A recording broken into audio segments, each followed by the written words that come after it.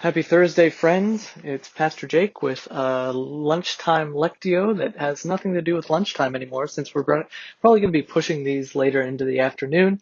Nevertheless, it is a Lectio for you today, coming from Matthew chapter 13. Listen now for the words of Jesus to you, and as we hear these words from the gospel, pay attention closely, listen closely, as if it is indeed that the Lord is talking to you through these passages, and allow your mind to grasp onto whatever it will as we read, and so that we can reflect on that. So listen now for these words. He, Jesus, put before them another parable. The kingdom of heaven may be compared to someone who sowed good seed in his field. But while everybody was asleep, an enemy came and sowed weeds among the wheat, and then went away. So when the plants came up and bore grain, then the weeds appeared as well. And the slaves of the household came and said, Master, did you not sow good seed in your field? Where then did these weeds come from? He answered them, An enemy has done this. The slaves said to him, Then do you want us to go out and gather them? But he replied, No, for in gathering the weeds you would uproot the wheat along with them. Let them both grow together until the harvest. And at harvest time I will tell the reapers, Collect the weeds first, and bind them into bundles to be burned, but gather the wheat into my barn. You've been looking now at my garden, at my house, at least a portion of it.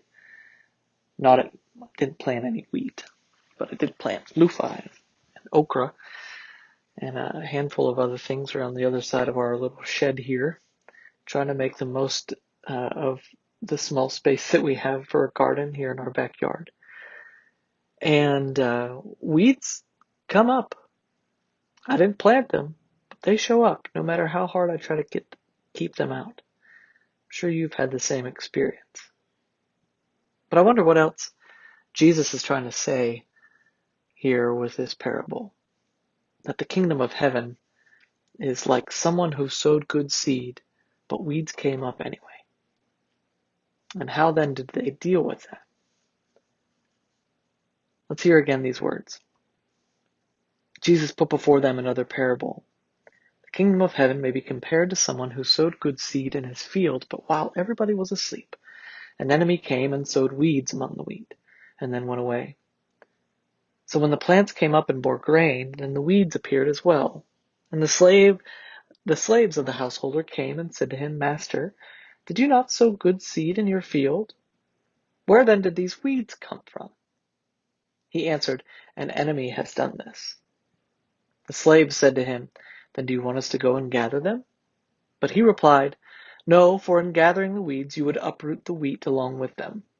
Let both of them grow together until the harvest, and at harvest time I will tell the reapers, Collect the weeds first, and bind them into bundles to be burned, but gather the wheat into my barn.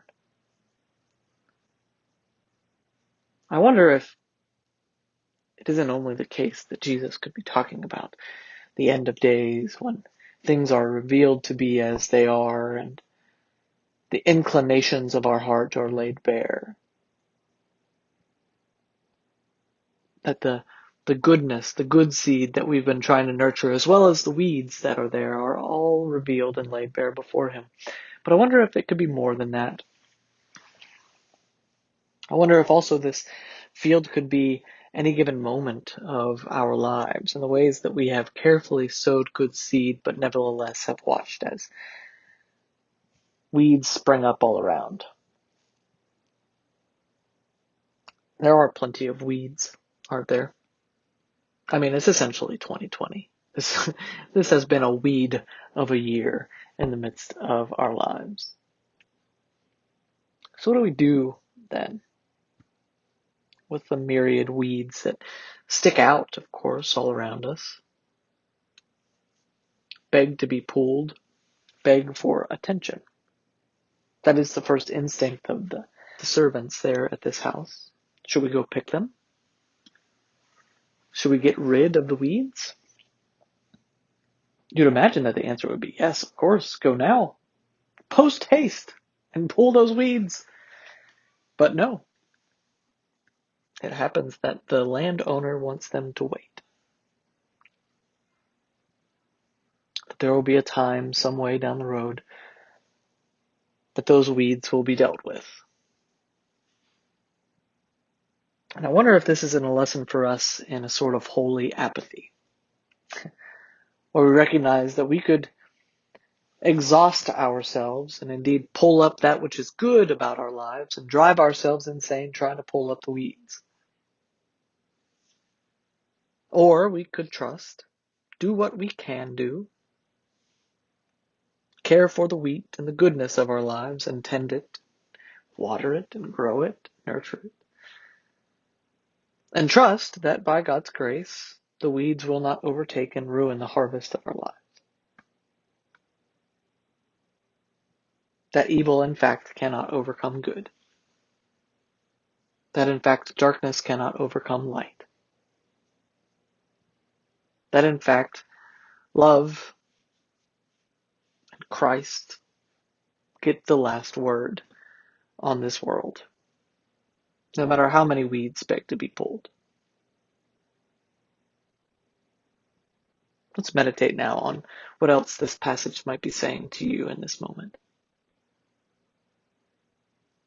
You can pause this video here for a moment, or you can carry on.